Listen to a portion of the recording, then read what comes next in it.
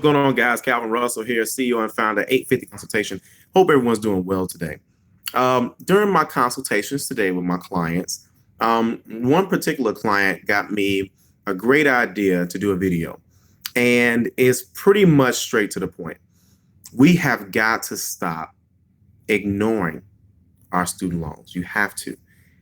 It is completely killing your credit score. These are things we know.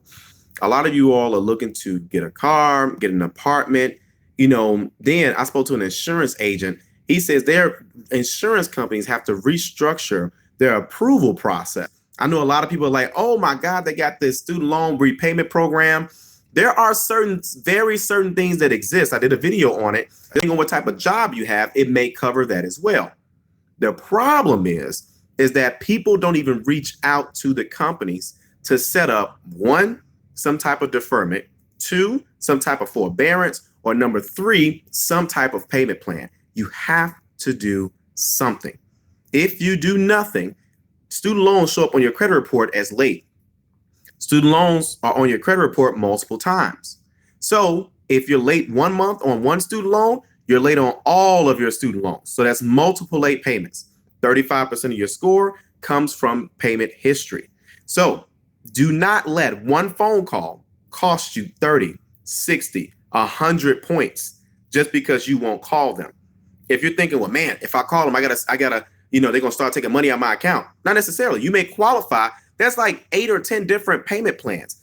There's a lot of options that you have. There's even the $5 a month plan. I forgot who does that. I think it's Navient, Nelnet. I don't know who does it. That you can pay them as little as $5 a month. Now, I know you're probably with Calvin, paying $5 a month. The loan is going to outlive me. It's better than nothing, and it keeps it in good status. You have to do something. I get it. I get emails all the time. Can I ignore my student loans? You can't. You cannot. I'm telling you, it will make things horrible. It will make things horrible. You can't buy a house with default student loans. You can't. Now, a car, you can always buy a car. Why? Because you got to get to work, right? But I mean, you have to do something. It takes a few minutes to call them. Question. I have 2 family members with about $20,000 in student loans, and they're not paying nothing. They're in collection. Exactly. And they will take your taxes. Okay. Now, if you're saying, well, Calvin, I just won't pay them, and I'm going to let them take my tax money. That's fine, but it still looks negative on your credit report. You can still get them your tax return if you just make the one phone call, get on some type of deferment, forbearance, or payment plan, get your tax refund, and still pay them without it looking horrible on your credit report. Again, landlords look at that. When you're trying to get a home, they look at that. When you're trying to get insurance, they look at that. Some jobs still run credits. They're going to look at that.